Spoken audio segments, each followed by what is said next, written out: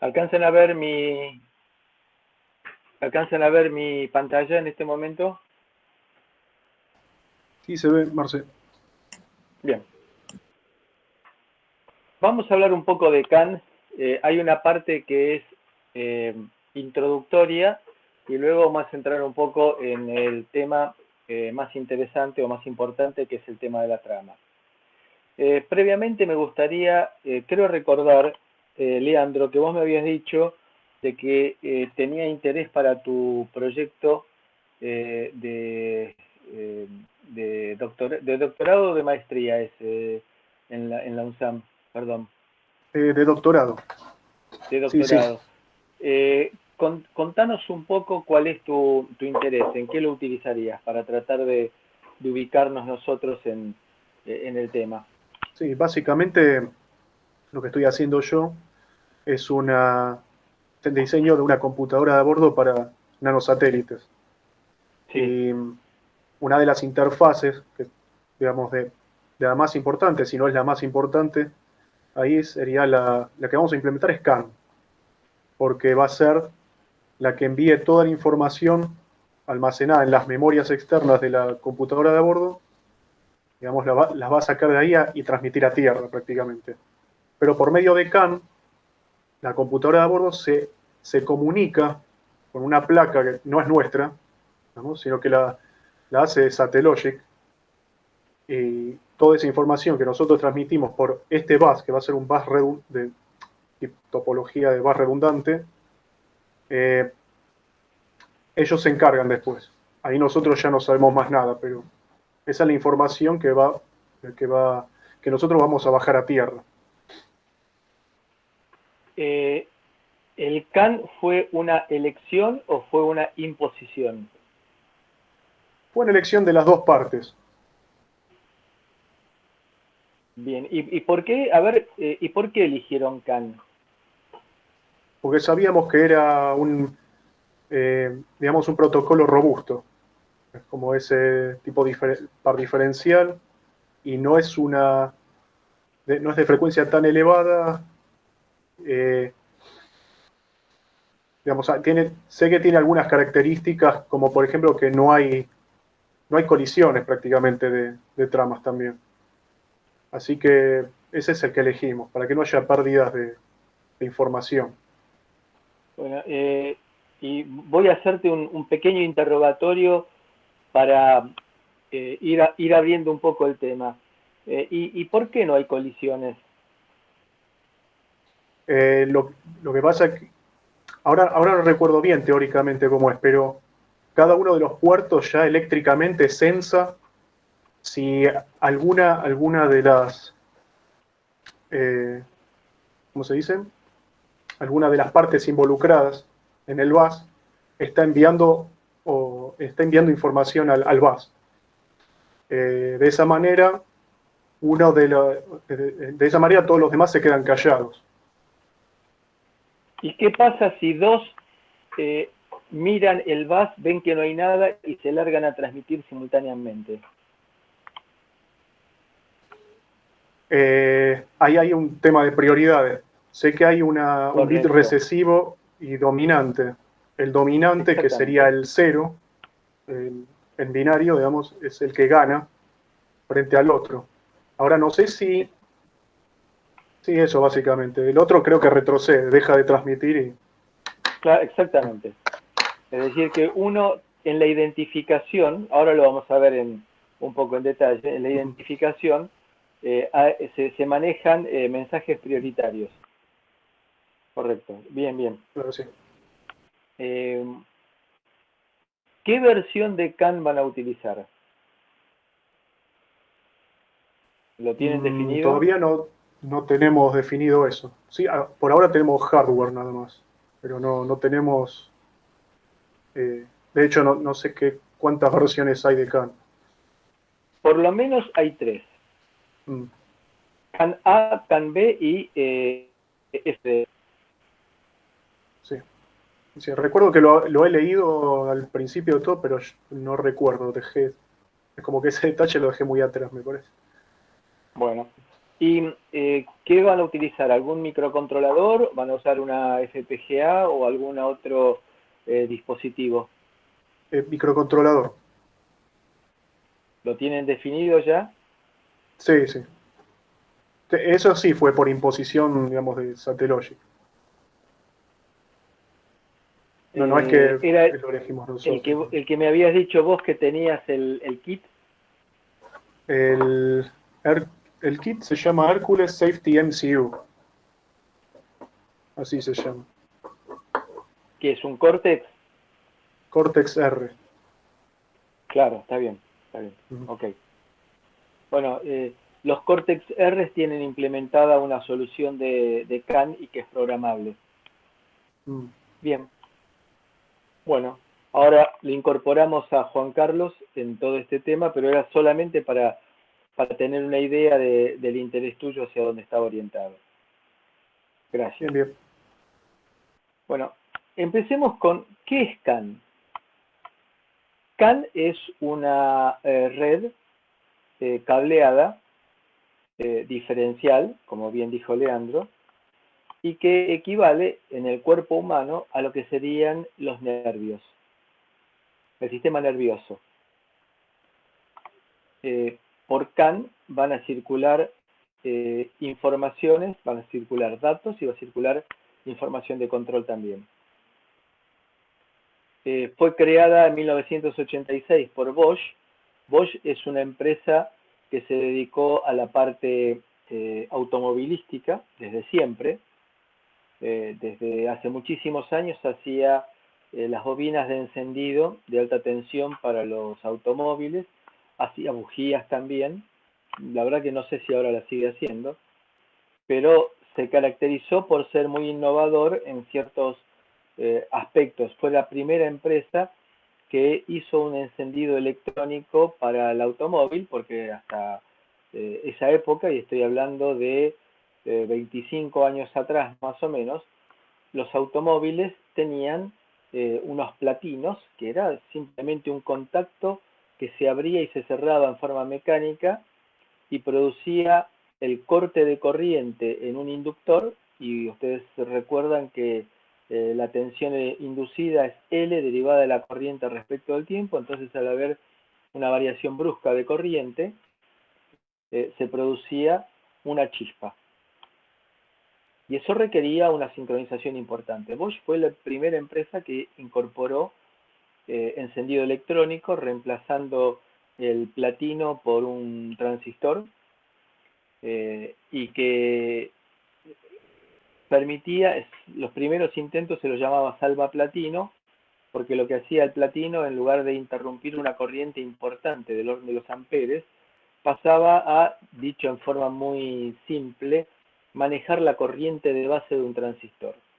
Con lo cual la vida útil se prolongaba muchísimo porque no había una circulación de corriente importante. Luego comenzó ofreciendo a los automóviles de competición sistemas de encendido electrónico individuales para cada bujía, y de esa manera se eliminó la parte mecánica del platino y se manejó todo en forma electrónica con sensores que estaban colocados en lo que se llama el volante del motor. Tienen básicamente un efecto Hall, y de esa manera se podía saber con bastante precisión la ubicación del motor en su giro para saber en qué momento tenía que producirse la chispa y en qué cilindro se tenía que producir la chispa. Después pasó a los automóviles de alta gama a principios de la década del 90, todo esto que estoy diciendo, y ya a mediados de la década del 90 eh, comenzó a incorporarse en los autos de calle. El auto de calle quiere significar el auto estándar, no el auto de gran costo, sino el automóvil que utilizamos cualquiera de nosotros. En esa época fue que comenzó con la idea de evitar, de ir disminuyendo la cantidad de cables que había en un automóvil. ¿Y por qué era el interés de los cables, de disminuirlos? Porque los cables habitualmente en los automóviles se tienen que rutear y conectar a mano, es decir, que se requiere mano de obra. La idea original de Bosch fue elaborar un sistema de comunicación que permitiera minimizar la cantidad de cables.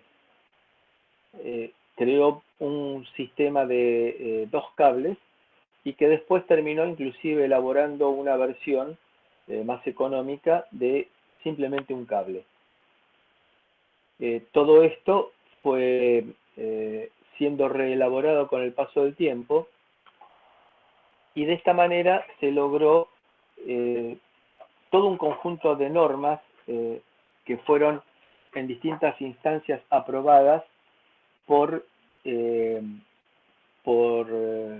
la normativa internacional, en particular por ISO. En realidad, CAN está compuesto por 2 bases, que vamos a llamar CAN, Controller Area Network, y LIN, que es una especie de subbus, que vamos a ver en un dibujito bien cómo es que esto se trata. Fundamentalmente lo que tiene CAN es que es confiable y tiene una vinculación muy simple, es decir, uno puede insertarse en un bus CAN, simplemente en algunos casos, sobre todo en los automóviles, hay un zócalo en la cual uno puede colocar un data logger, es decir, un adquisidor de datos, y se inserta automáticamente sin tener que hacer nada, se identifica y comienza a tomar datos y me permite, por ejemplo, ese data logger en tiempo real ver el funcionamiento del vehículo. Todo esto parece muy orientado en principio para el mundo automotriz, pero recordemos que el automóvil es un lugar muy hostil desde el punto de vista eléctrico, desde el punto de vista térmico y desde el punto de vista mecánico. Desde el punto de vista eléctrico, porque tenemos chispas de alta tensión. Desde el punto de vista eléctrico también, porque tenemos en el momento del arranque, el burro de arranque, que es una bestia que puede llegar a consumir 70, 80, 200 amperes en un pico, de acuerdo con el tipo de vehículo que se trate. Piensen ustedes lo que es soportar en las proximidades un campo magnético producido por una corriente de 200 amperes. Y la idea original de Bosch es que la red que ellos estaban planeando lo soportara, se lo bancara, dicho en términos de la calle. Y esto permitió que después este sistema que resultó ser tan confiable, este sistema de comunicación que resultó ser tan confiable, pudiera llevarse a la industria, en el cual tenemos motores eléctricos que también producen chispas, tenemos inducciones electromagnéticas producto de tubos fluorescentes, de motores que arrancan, de ascensores que se mueven, y luego también a la industria electromédica. CAN se utiliza también en electromedicina. Por todo lo que estamos diciendo. Es muy confiable, es muy inmune al ruido y aparte tiene una conectividad que es fácil, una arquitectura que es fácil de colgar un nuevo dispositivo y el sistema se autoconfigura inmediatamente.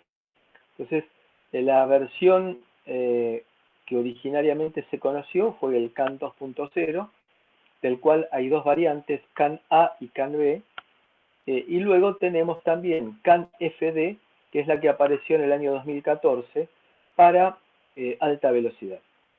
Y acá hay un tema para hablar. Uno de los puntos criticables de CAN, de la especificación, es que hablaba de baja velocidad, media velocidad y alta velocidad.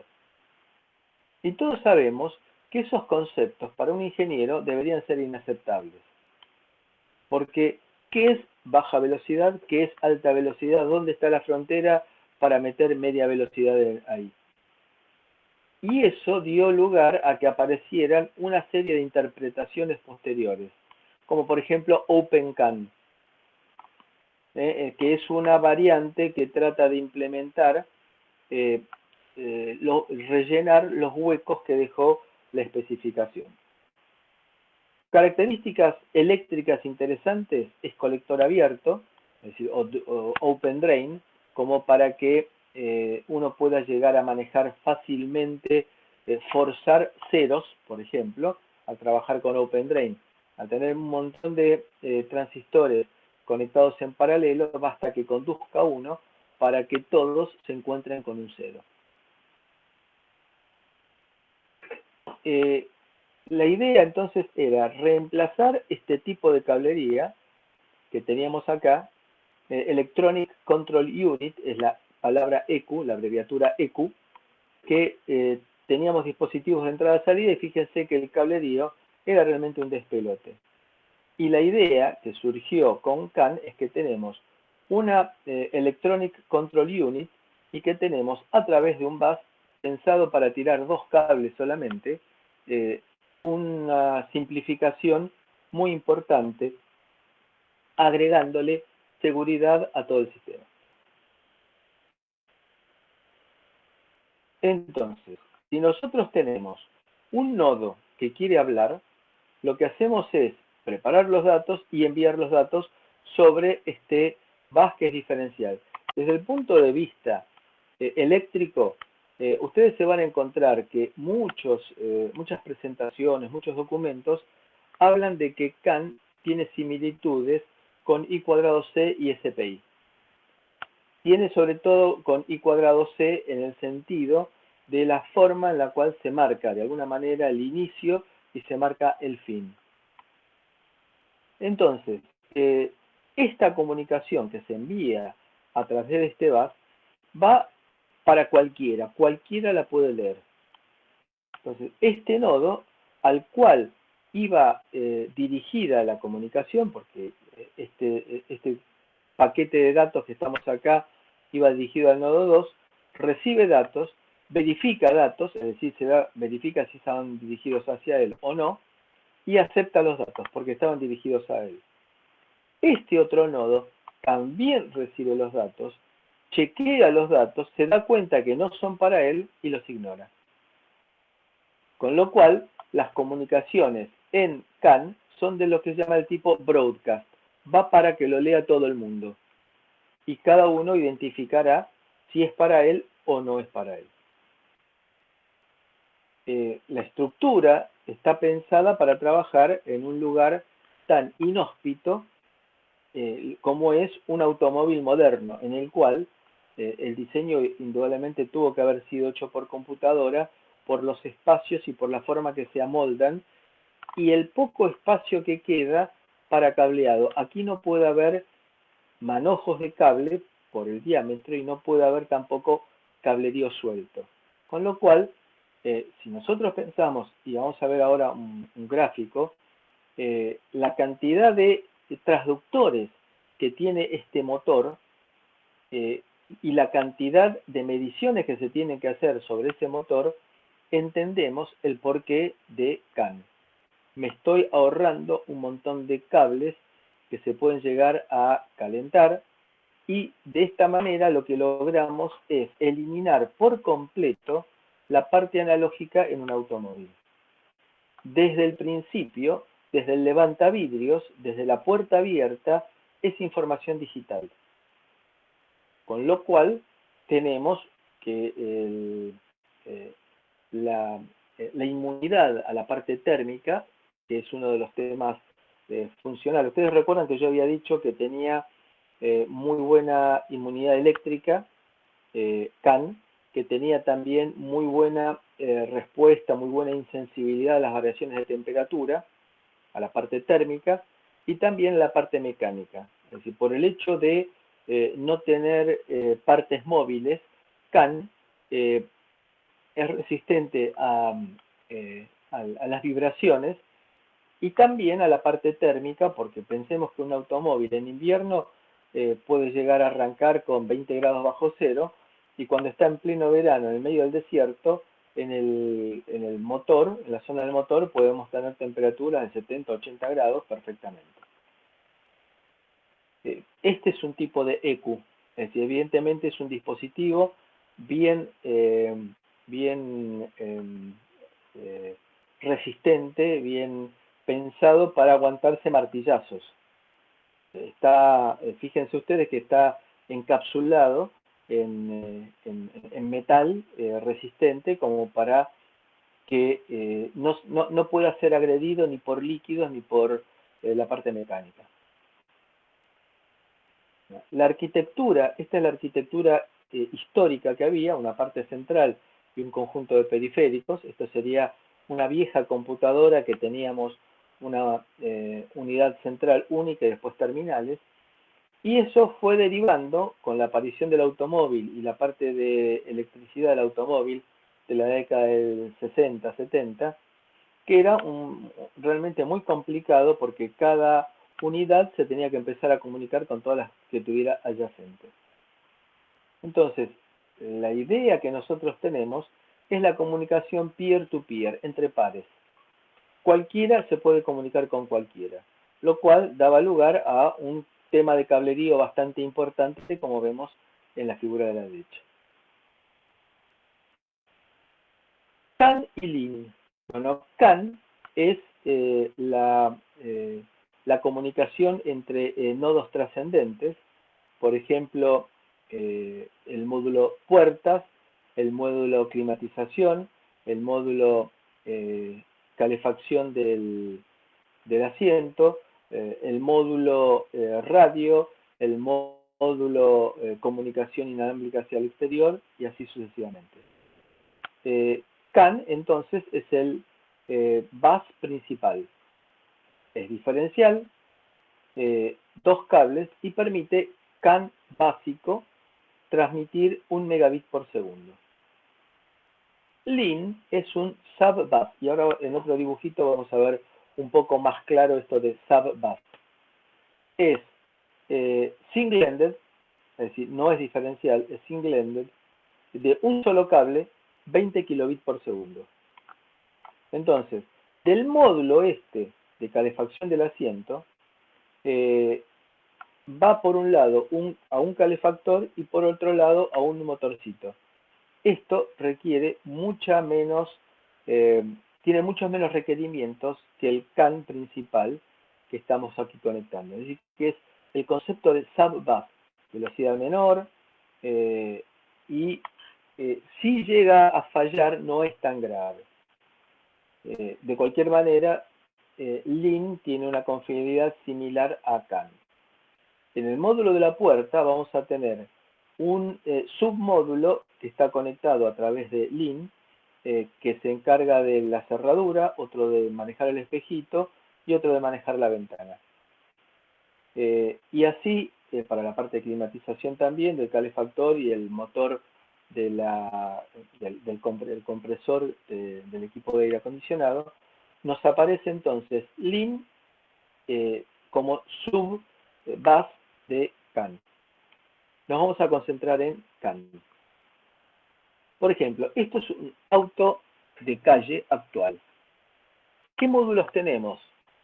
Tenemos el módulo puerta, el módulo luces, es decir, que me permite detectar que se me quemó una lámpara.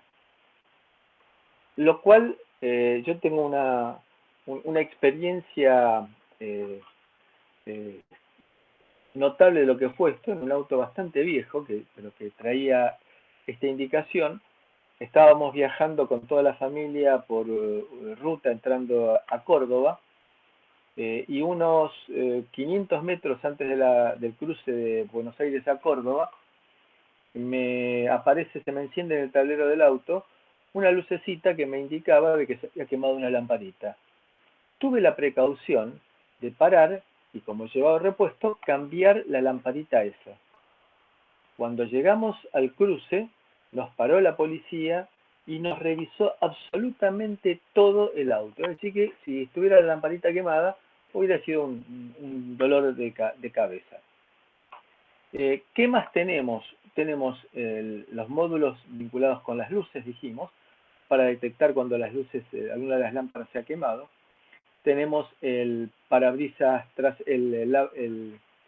limpia parabrisas trasero, la cerradura del baúl, tenemos la calefacción de los asientos traseros y de los asientos delanteros, el control del techo, por ejemplo, para los vehículos que tienen techo deslizable, es decir, que nos permiten o abrir una ventanita o nos permiten dejar al descubierto un acrílico que nos deja entrar luz al habitáculo del auto. El control de clima, el control centralizado de cuerpo, el limpia parabrisas y después la parte del motor. Entonces, fíjense todas las computadoras que están conectadas a través de este bus. Y luego, esto que está en azul es el CAN. Y esto que ahora apareció es el LIN. Y acá nos aparece entonces el módulo de la puerta con el manejo de espejito, de la llave, de subir y bajar la ventanilla. Lo mismo para los módulos traseros, con su correspondiente cerradura. Y también nos pone de manifiesto de que lo que era simplemente la calefacción del asiento trasero se divide en dos partes para cada uno de los dos pasajeros que estén en el asiento trasero, manejando calefactor y motor.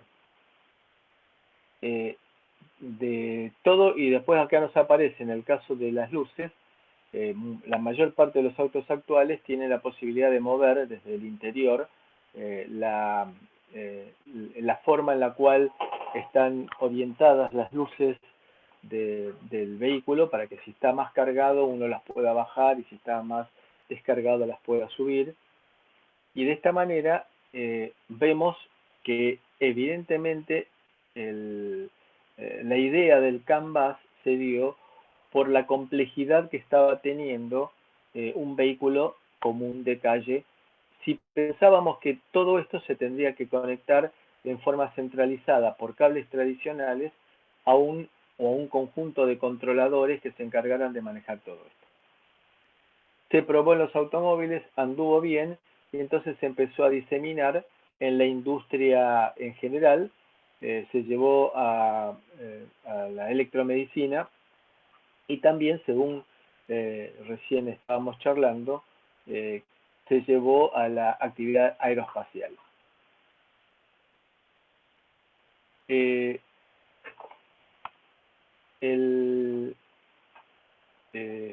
antecedente es el LIN, por ejemplo, para el techo corredizo y algunas funciones de confort, y el LIN trabaja en la arquitectura master-slave. En el caso de CAN, es un sistema básicamente multimaster. Podemos arrancar con un master, que es en que se encarga de iniciar todo, y en algún momento le cede el control a otro máster especializado.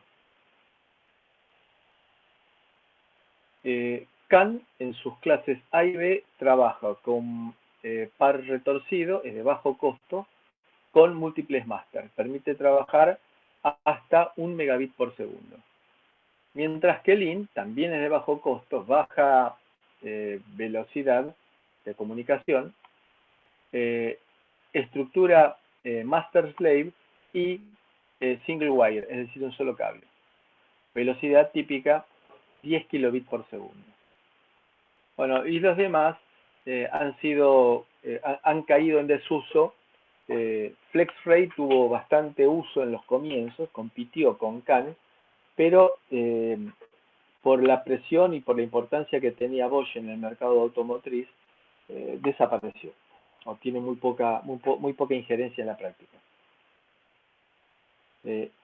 El CAN y FlexRay fueron los que estuvieron peleándola durante mucho tiempo.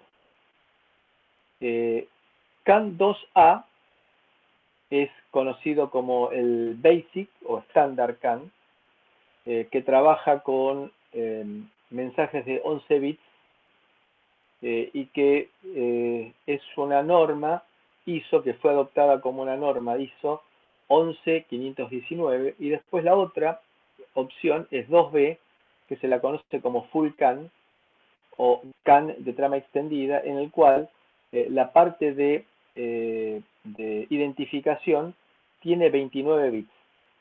Se puede utilizar hasta 1 megabit por segundo y tiene certificación de esta norma, que la van a encontrar que los americanos les gusta llamarla 11898. Es decir, esta es la configuración más popular hoy en día de CAN. Esta es una configuración de bajo costo, de menor costo, y tiene su propia norma ISO. FD permite llevar a 4 a 8 megabits por segundo, de acuerdo con la implementación que se tenga. Se mantiene la estructura de paquete 2.0, pero utiliza de distinta manera la parte de señalización. Podemos utilizar entonces en un sistema, tenemos que definir con cuál de las normas vamos a trabajar. FD se utiliza para mayor velocidad y mayor complejidad. El más popular por el momento es el 2.0V. Tenemos resistores de terminación como corresponde a toda configuración diferencial con distintos nodos, y permite trabajar hasta 40 metros a 1 megabit por segundo.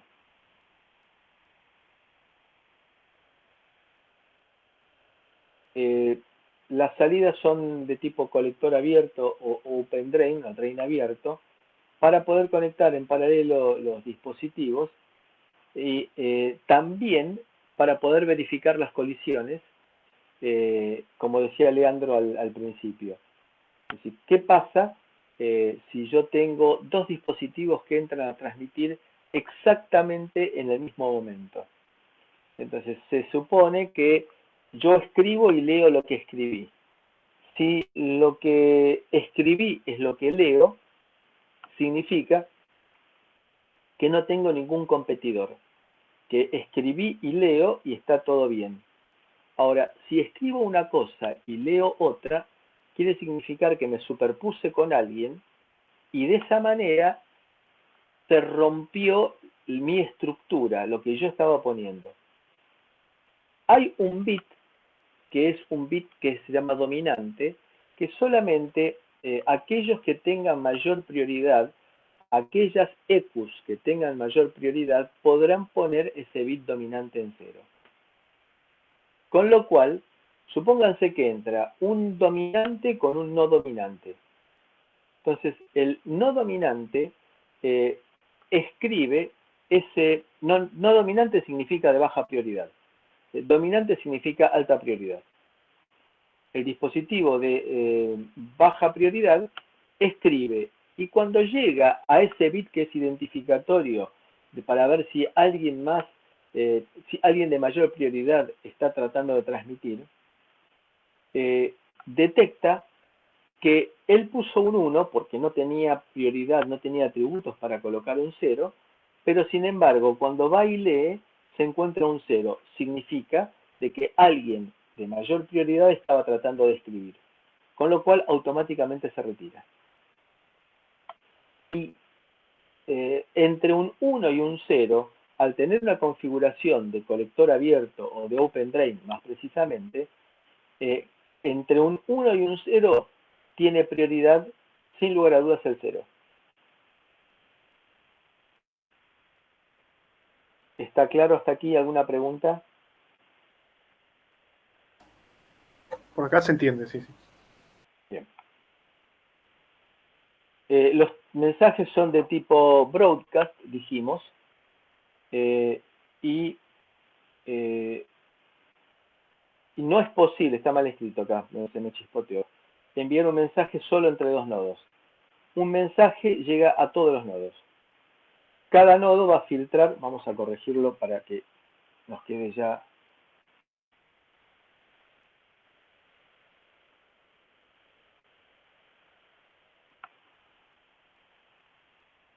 Cada nodo va a filtrar los mensajes, descartando los que no sean para él.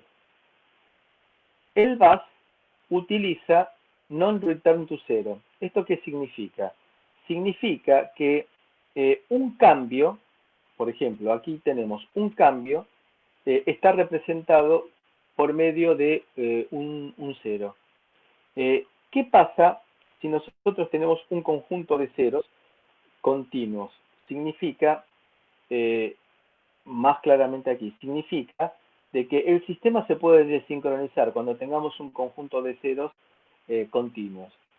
Lo que se hace es agregar un bit de relleno, lo que se llama bit stuff o bit stuffing, que consiste en un cero como para que romper la monotonía de todo este conjunto de ceros acá. Entonces agregamos este 1 y luego vendrá el dato 1 adicional. El receptor se da cuenta que después de un montón de ceros, este bit que vino acá fue para cambiar el clima, nada más. Entonces lo descarta el receptor porque está imbuido de la idea de trabajar con el non-return to zero con bit stuffing. Entonces, este que está en rojo es descartado por el receptor porque no es dato, sino que es un agregado que se le hizo para lograr la adecuada sincronización de emisor y receptor. Las características son que la velocidad, discúlpenme un segundito que me olvidé de cargar agua en el termo y lo estoy sintiendo en la garganta. Discúlpenme un segundito, por favor.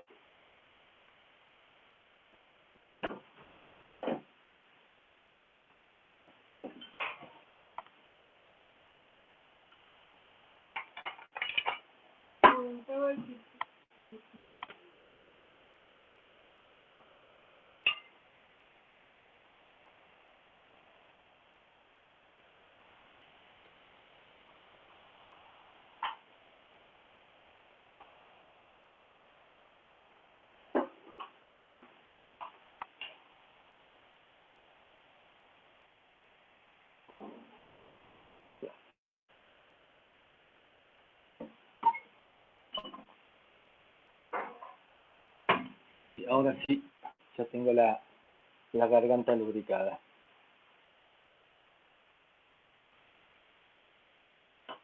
Bueno, decía entonces, antes, que la longitud a la cual se puede llegar a transmitir con CAN depende fundamentalmente del bit rate, es decir, de la velocidad a la cual querramos transmitir, la cantidad de bits por segundo que queramos transmitir.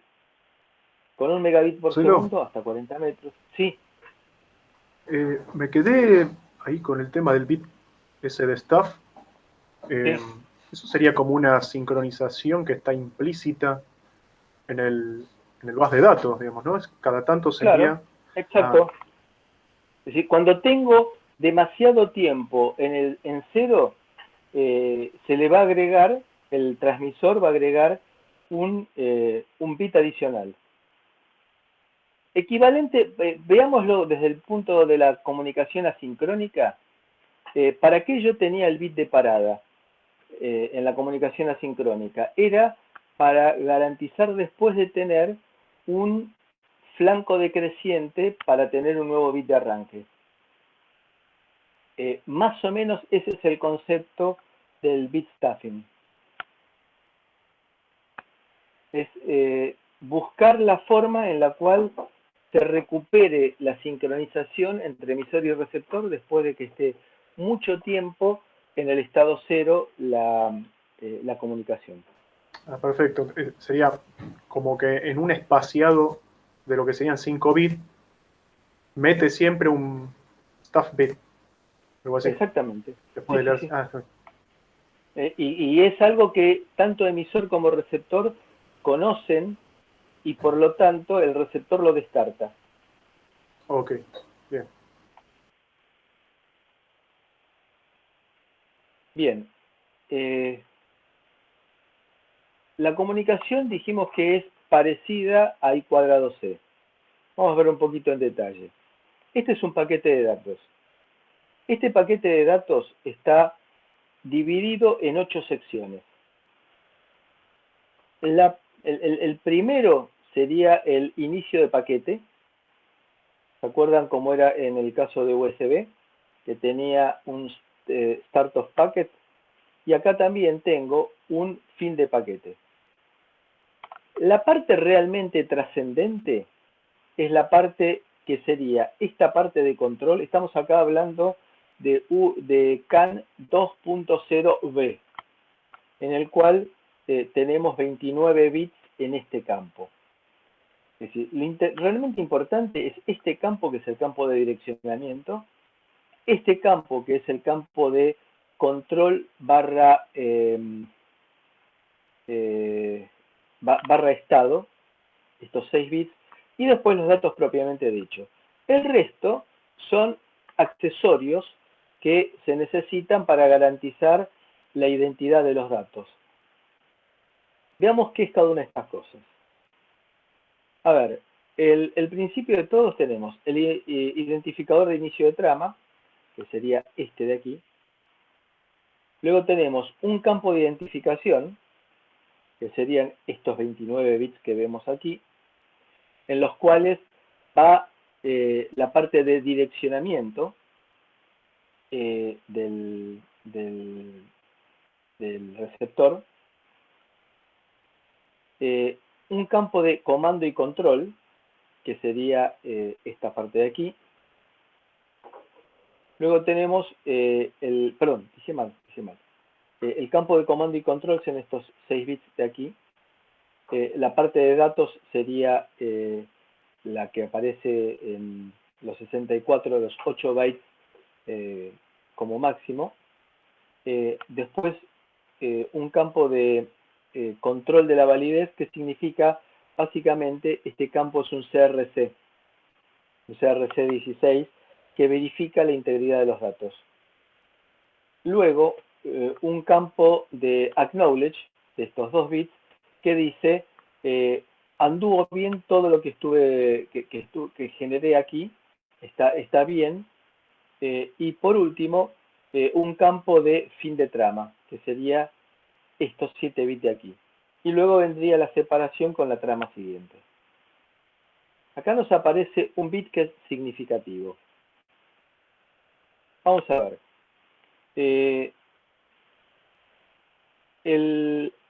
Tenemos el start de start of frame, la identificación del mensaje, la parte de control, la parte de datos, CRC, acknowledge y end of frame.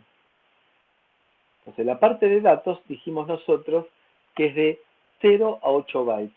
Y acá es un tema bastante complejo porque no está perfectamente especificado. Porque se admite, como sucede en la Constitución Argentina, al menos lo que dice, es que aquello que no está prohibido está permitido. Entonces, como no existe una directiva efectiva de que el tamaño del paquete tiene que ser de 8 bytes, el tamaño del paquete de datos no tiene que ser de 8 bytes, existen múltiples interpretaciones de esto, y hubo varios fabricantes que, buscando compatibilidad con ellos mismos nada más, crearon tamaños de paquetes de datos distintos. Y lo cual es una ventaja por la flexibilidad, pero una desventaja si no se tiene en cuenta la forma en la cual el receptor tiene que detectar el tamaño del paquete.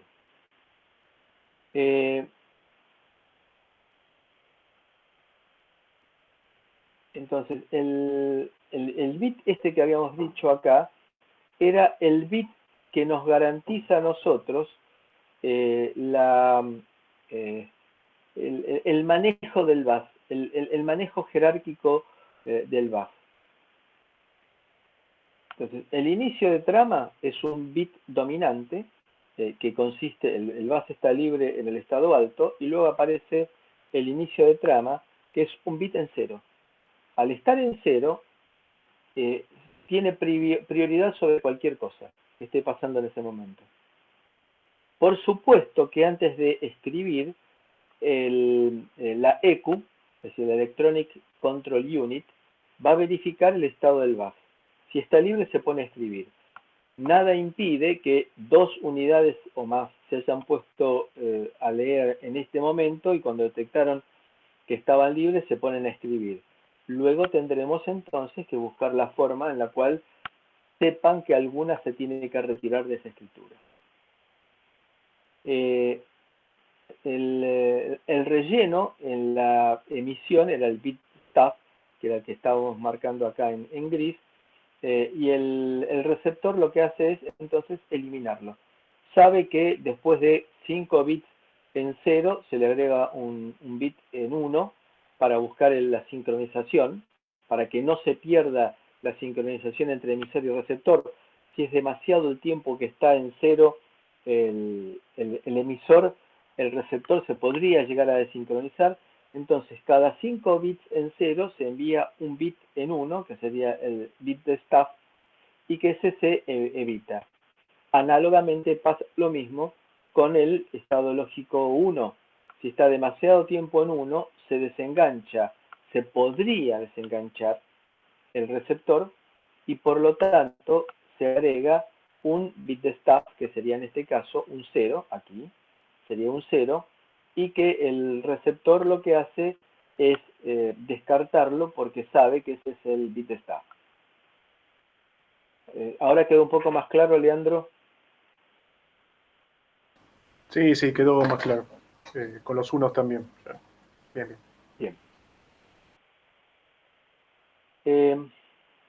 El bit RTR es el bit recesivo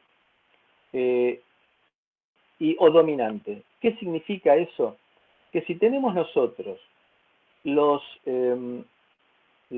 salida de los elementos del bus en Open Drain o Open Collector, vamos a tener normalmente una resistencia de terminación que me garantiza que cuando no hay nada que hacer, cuando está todo abierto, esos resistores actúan como resistores de pull-up y tenemos un estado lógico 1.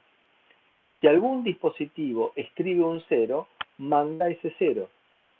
0 en paralelo con 1 vale 0. Por lo tanto, si un dispositivo que tenga mayor prioridad, aquellos que tengan que ser obligatoriamente escuchados, requieren colocar un 0 en el lugar de ese bit recesivo. Es decir, en el caso de los dispositivos de baja prioridad, tendrán el bit recesivo, es decir, un 1, mientras que el dominante va a poner un 0. Con lo cual, si un dispositivo de baja prioridad coloca un 1 y lee en ese momento y me aparece un 0, significa que hay alguien de mayor prioridad que está tratando de utilizar el bus. Con lo cual, automáticamente se tiene que retirar y esperar a que el bus quede libre nuevamente. Entonces, eso se dio en el caso en el cual esa situación se da en el caso en el que hubiera dos dispositivos, uno prioritario y otro no prioritario, que tomaron el manejo del bus simultáneamente. En la versión más simple de la estructura, de la trama, tenemos el start of frame, tenemos el identificador para el paquete de datos, el remote transmission request, que debe ser identificatorio y que tiene que ser dominante para aquellos dispositivos que tengan mayor prioridad. Existe la posibilidad también de ampliar el tamaño por medio del bit subsiguiente, y luego tenemos algunos bits reservados y la identificación del conjunto de bytes de los datos. Y aquí nos aparecen 4 bits que nos permiten decir el tamaño de los datos que vamos a trabajar. Dado que no es con tamaño fijo, sino que es ajustable de acuerdo con la necesidad de transferencia. Luego viene el campo de datos, el CRC, el Cyclic Redundancy Check, con un 16º bit que dice aquí terminó, que tiene que ser recesivo, así que es manejable por pull up o pull down. El acknowledge, la ranura para el acknowledge, diciendo que tiene que ser aceptado ese paquete que fue transmitido sin problemas. Y luego viene el delimitador, que significa aquí terminó, para garantizar de que si hasta ahí iban de acuerdo dos simultáneamente transmitiendo, al ser este bit manejado por el OpenDRAME, aquel que tenga mayor prioridad es el que lo maneja. Y luego vienen 7 bits de end of frame. De la parte de arbitración, está manejado por la prioridad que tiene cada uno de los mensajes en la recepción y transmisión de estos que se llaman mensajes objeto.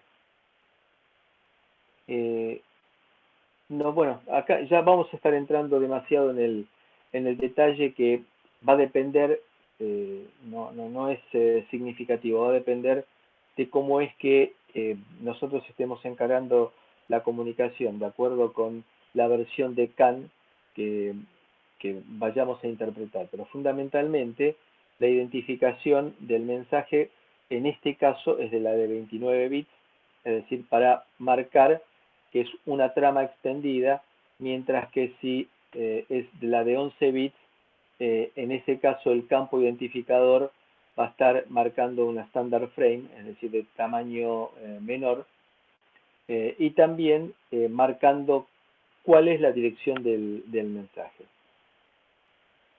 La parte de error es un campo, dijimos que es un CRC15 con un 16º bit que está utilizado para delimitar que ahí terminó el campo del CRC. Ustedes recuerden que CRC es Cyclic Redundancy Check, que lo que hace es permitir no solamente detectar errores, sino corregir errores en la trama que estamos generando. Luego de todo esto, bueno, teníamos el data frame, en el cual después de la parte de identificador venía el data field, cuyo tamaño va a estar especificado por los 4 bits que nos dicen el tamaño. Esto es para 2.0A, es decir, Standard CAN. Siempre para 2.0A, el caso de las tramas para ser manejadas en forma remota, y acá es la ranura del acknowledge que tiene que ser colocado por acá termina el CRC, acá el dispositivo a quien iba enviado el mensaje tiene que colocar el acknowledge. Si detectó que todos los datos llegaron correctos con el CRC, que se verificó bien, entonces el receptor coloca el acknowledge, y después viene otro bit que es el delimitador para decir hasta acá terminamos con el CRC, y luego viene el fin de la trama.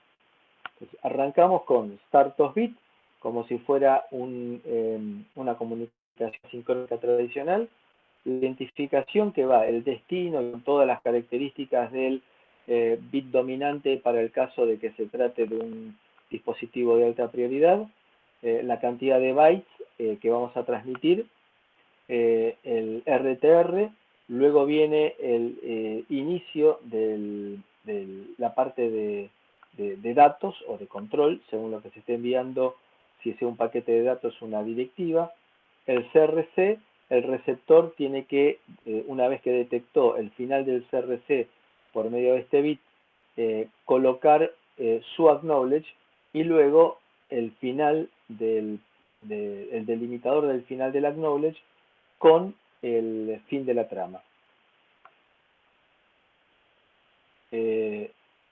Si este bit RTR está en 0, puede ser que no haya campo de datos, que sea con 0.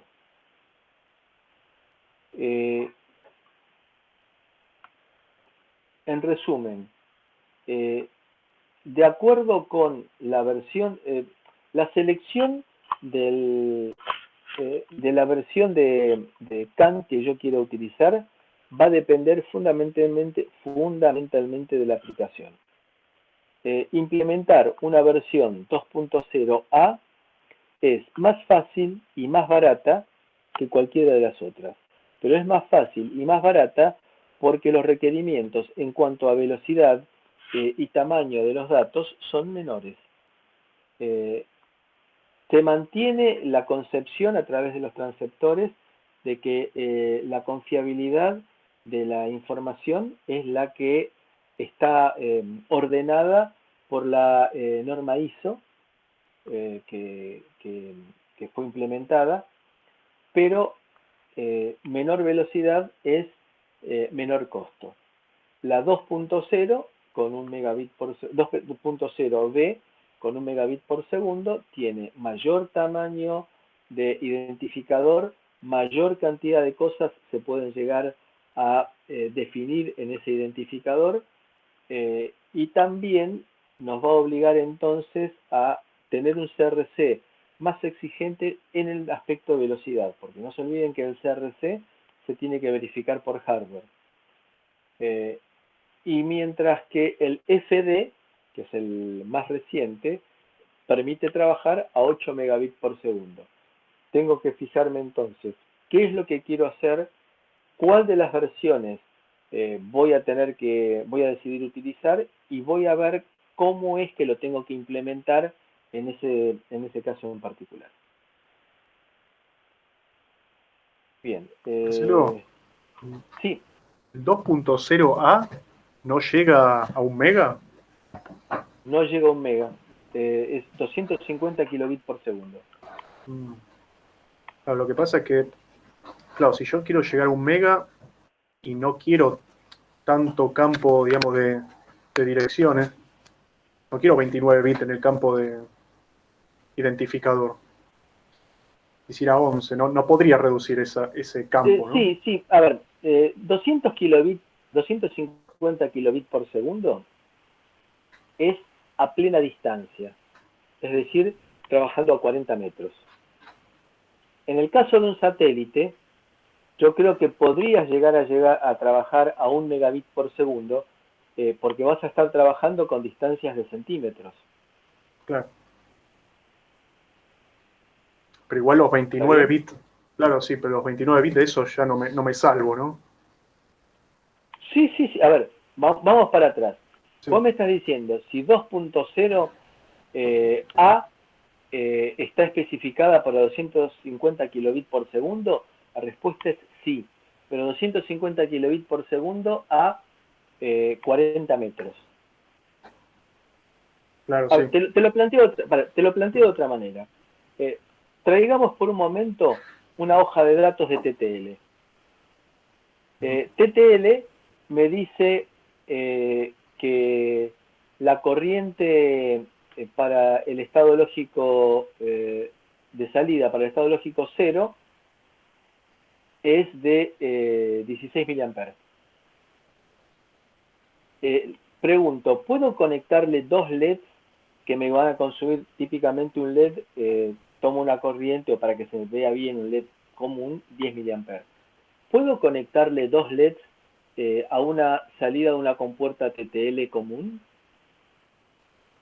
Uno dice, no, la corriente máxima es 16 mA. Bien, yo pregunto ahora, ¿y si le tomo 20 mA, qué pasa? ¿Vuela, se rompe, explota? No, lo que va a pasar es que el fabricante me dice, que para mantener el estado lógico 0 en la salida, la corriente máxima que se puede entregar es 16 mA. Si yo tomo 20, no le va a pasar nada significativo al integrado, solamente que la salida no va a estar en el estado lógico 0. Pero a mí no me preocupa, porque lo que yo quiero es prender el LED. ¿Está claro el ejemplo, Leandro? Sí, no, me perdí un poco, digamos, porque la necesidad, digamos, que tengo yo es, por ejemplo, transmitir a 1 mega. Eso es lo que quiero yo. Pero no quiero, lo que no quiero es un campo de, Un preámbulo de 29 bits. claro, es mucho como overhead, digamos, sí, no sé si está la posibilidad en la versión 2.0 de reducirlo a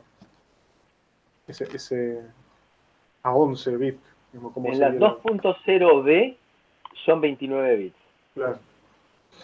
En la 2.0a son 11 bits, pero de vuelta, si vos te pones de acuerdo con el receptor, Ujú. nada impide de que vos trabajes a cortas distancias a 1 megabit. Ah, está bien. Por eso vuelvo a ponerte el ejemplo de 2 LEDs conectados sobre una salida TTL. Si yo estoy sobrepasando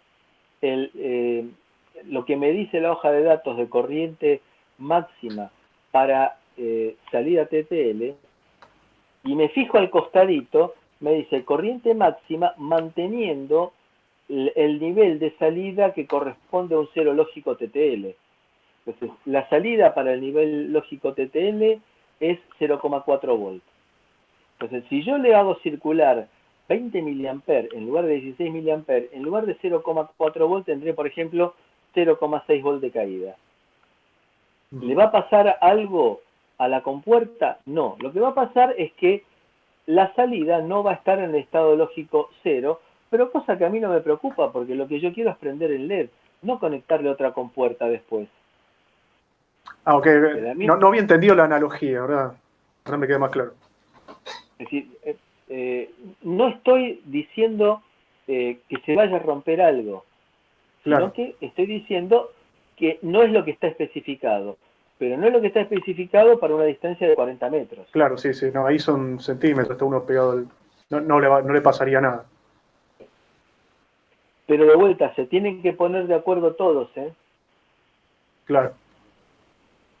Sí, sí. Es decir, no es una decisión que pueda tomar uno solo. Ujú. No, seguro. Eso, bueno, tiene que estar bien especificado y documentado para que cualquiera se conecte, tiene que tener eso en cuenta, claro. Bueno, Juan Carlos, ¿alguna duda? Sí, la robustez del CAN va en función del par diferencial que maneja el estándar. Sí, por el par diferencial y por la muy baja impedancia característica del bus. Recuerden que había un par de resistores de terminación de 120 ohms. Al tener tan baja impedancia, la inducción de ruido se produce por corriente. Es decir, el ruido induce, imaginemos, la corriente del motor de arranque del automóvil es una corriente muy importante. Entonces actúa ese conductor que lleva la corriente como una espira. Si al lado tengo una interfaz CAN, se va a inducir ese ruido eléctrico de igual manera en los dos cables. Es decir, como si fuera una pila. Pero imaginemos que esa pila se va a inducir de igual manera en ambos cables y por lo tanto se va a compensar entre sí. Me parece que en esas voy a tener que hacer un dibujo a ver si sale lo que estuve probando. A ver, un segundito. Vamos a ver si podemos hacerlo funcionar esto.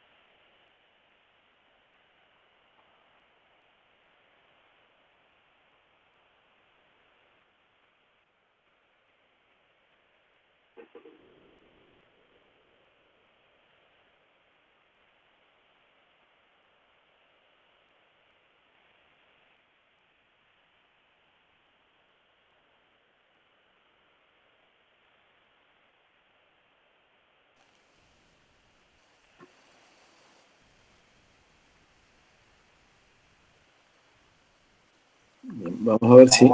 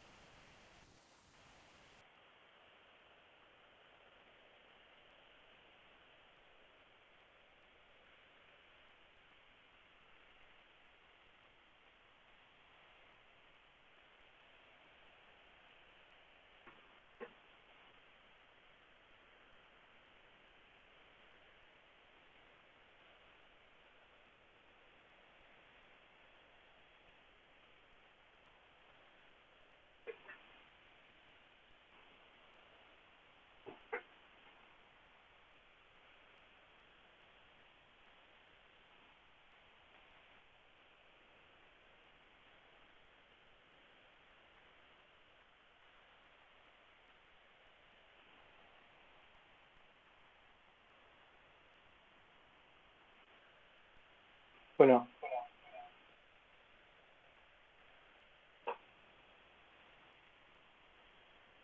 ¿todos están viendo ahora esta pantalla cuadriculada? Sí, Se ve. Bueno, nosotros decimos entonces que CAN es un par de cables en la cual voy a tener los distintos dispositivos conectados.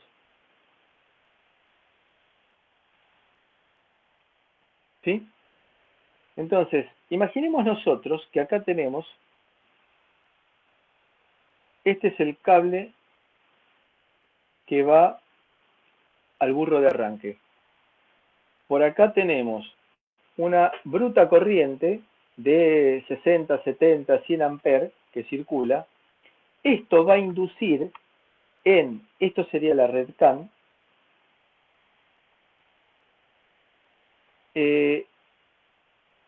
esto va a inducir entonces tensión, que la vamos a simbolizar como si fueran dos pilas,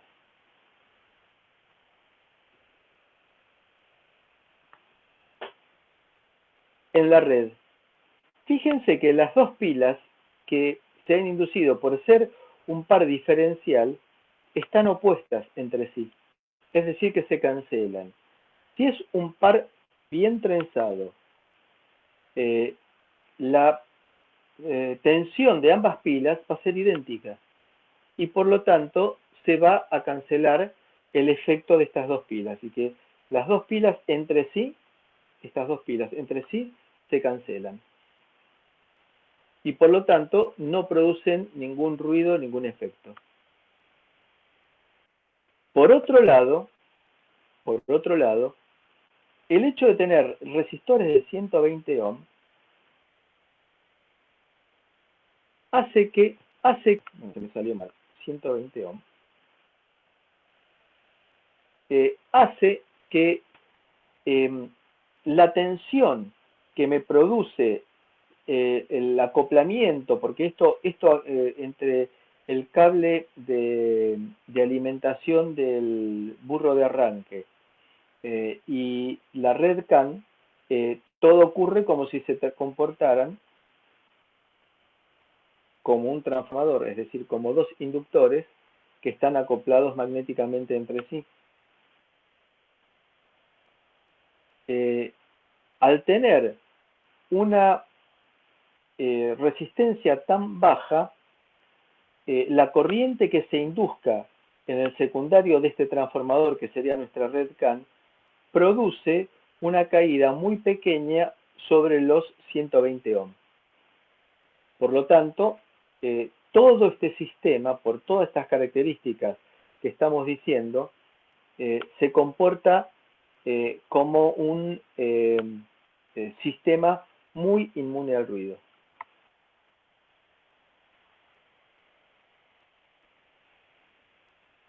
¿Más o menos quedó claro esto? Juan Carlos. Sí, sí. Bueno, esto es introducción a Kant. Vamos a hacer lo siguiente.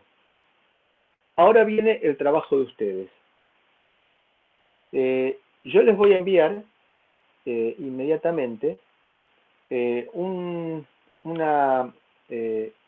conjunto de requisitos de un trabajo que tienen que presentar. Si lo quieren hacer, lo pueden hacer en conjunto, para la semana que viene, que sea una aplicación concreta de Kant, para que ustedes avancen, desarrollen un poco más el tema, nos traigan las conclusiones y lo discutamos en la primera mitad de la clase próxima. ¿De acuerdo? Sí, perfecto. Bueno, Y la clase próxima vamos a empezar a hablar de la parte de conectividad inalámbrica y nos vamos a centrar específicamente en la gran distancia y de consumo, que me parece que son las más novedosas. Y después de eso vamos a seguir analizando la parte de Zigbee, Bluetooth, Wi-Fi, etc. Pero nos vamos a concentrar en aplicaciones de LoRa y de NB IoT, Narrowband IoT, que son los temas más novedosos en cuanto a comunicaciones a gran distancia y muy bajo consumo. ¿De acuerdo? Perfecto. Entonces, en unos minutos voy a enviarles el contenido del trabajo que tienen ustedes que presentar para la semana próxima. ¿Les parece bien? Sí, Marcelo, ok. sí. De acuerdo, entonces